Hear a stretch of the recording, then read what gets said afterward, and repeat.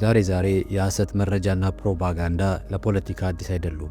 ህዝብም በማህበራዊ ሚዲያና በተወሰኑ ድረገጾች ላይ ሰበር ዜናዎችና መረጃዎችን የማየት እድሉ ከፍተኛ ነው። ነገር ግን ትክክለኛው መረጃ እንደሆነ እንዴት እናውቃለን? አንድ ሰው የተሳሳተ መረጃ መፍታትና መለየት እንዲችል ከሚያደርጉ ትልቁ እንቅፋት አንዱ መረጃውን ከስር መሰረቱ ማጥራት እንዴት እንደሆነ አለማወቃችን ነው። ውድ የቻናላችን ተከታታዮች፣ በዛሬው የሰዋሰው ፖድካስት ቲፕ የውሸት መረጃዎችን የምንለይበት 5 መንገዶች አብረን እናያለን።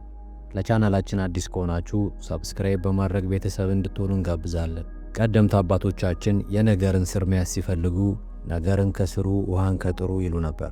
የሰሙት ነገር አልጥም ካላቸው ደግሞ ይሄ በሬ ወለደ አይነት ወሬ ነው በማለት ያጣጥሉታል።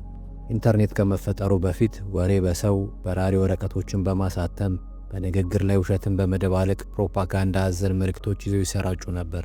ዓለማችን ወደ ቴክኖሎጂ አብዮት ከገባች ወዲህ ደግሞ በተለያዩ መገናኛ ብዙሃን መረጃዎች ሲተላለፉም ቆይተዋል።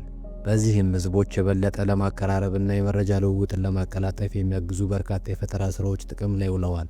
ከእነዚህ መካከል ደግሞ ገኖ የወጣውና ዓለምን የበለጠ በማገናኘት ያቀራረበው የማህበራዊ ሚዲያ ነው።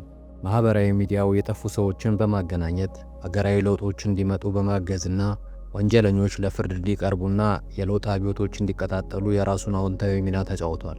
በሌላ በኩል ደግሞ ማህበራዊ ሚዲያው እክሎችና ተግዳሮቶች ገጥሞታል። ለምሳሌ ትዊተር ለአይኤስአይኤስ የሽብር ተልዕኮ ምልመላ እንቅስቃሴ ሲውል፣ ፌስቡክ ደግሞ የሰዎችን የግል መረጃ ለደህንነት አካላት አሳልፎ በመስጠት ተተችቷል።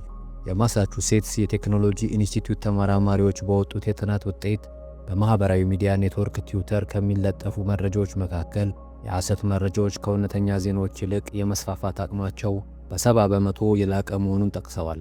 ተቋሙ በ3 ሚሊዮን የትዊተር ተጠቃሚዎች ለተከታታዮቻቸው ከተካፈሉት መረጃዎች መካከል በ126,000 ጽሑፎች ላይ ከ2006 እስከ 2017 እንደ አውሮፓውያን አቆጣጠር ባደረገው ጥናት መሰረት የሐሰት መረጃዎች ከሐቀኛ መረጃዎች በበለጠ መልኩ በትዊተር ገጾች ላይ ይናኝተዋል።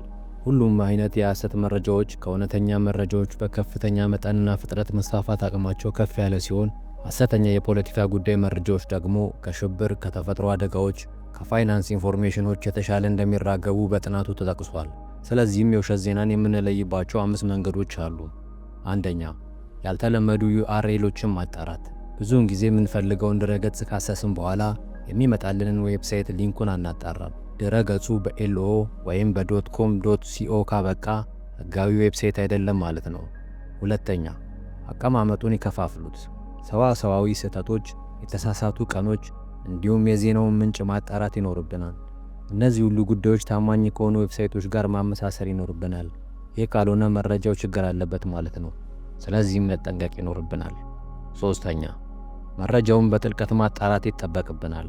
ጽሑፉን ማን እንደጻፈውና የጣቢያውን ወገንተኝነት ማወቅ፣ የካልሆነ መረጃው ያቀረበው አካል ተጠያቂ ለማድረግ ስለሚያስቸግር መረጃው ላይ እምነት እንዳይኖረን ያደርጋል። አራተኛ፣ ከሌሎች መረጃዎች ጋር ክሮስ ቼክ ማድረግ። መረጃን ለማረጋገጥና ሌሎች ታማኒነት ያላቸው የዜና ማሰራጫዎች ተመሳሳይ ዜና እየዘገቡ መሆናቸውን ለማየት የእውነታ ማረጋገጫ ጣቢያዎችን እንደ ማረጋገጫ መጠቀም መረጃውን እውነተኝነቱን ለማረጋገጥ ይጠቅመናል። አምስተኛ፣ የተለጠፉ ምስሎችን ማመሳከር። በመረጃው ወይም በዜናው ላይ የተለጠፉ ምስሎችን በማውረድ ሌላ ዌብሳይት ላይ በመጫን ማጣራት ይቻላል። የተለጠፈው ምስል የማይመሳሰል ከሆነ መረጃው ችግር አለበት ማለት ነው። በኤምአይቲ ተመራማሪዎች የተካሄደ ጥናት እንደሚያሳየው ለሐሰተኛ ዜና መጋለጥ ወይም መስፋፋት የግንዛቤ እጥረት ላይ ያተኮረ ሲሆን፣ በአማካኝ አንድ የዜና አንባቢ ቢያንስ 20% የውሸት ዜና ርዕስ እንደሚያምንና የውሸት ታሪኮችን ከእውነተኛ ዜናዎች በ10 እጥፍ በፍጥነት እንደሚሰራጩ ተመራማሪዎቹ ይገልጻሉ። የፖይንተር ኢንስቲትዩት ዘጋቢ ዳንኤል ፉንግ እንደተናገሩት በጣም ውጤታማ የሆነ የሐሰት መረጃ የዓለም እይታዎችን ይስባል ይላሉ። ውድ የቻናላችን ቤተሰቦች፣ የውሸት መረጃዎችን የምንለይበት 5 መንገዶች ምን እንደሚመስል ወደ እናንተ አደረስን። እናንተም ለሰዎች አስተማሪ ነው ቢቀርብ የምትሉት መረጃ ካለ የአስተያየት መስጫው ላይ ያስቀምጡልን። እንዲሁም እንደዚህ አይነት ቪዲዮ ለማግኘት በሰዋሰው ፖድካስት ቻናል ሰዋሰው ቲፕ በተሰኘ ፕሌሊስት ውስጥ በመግባት እንድትመለከቱት እንጋብዛለን። ለዛሬ አበቃን። ጤና ይስጥልን።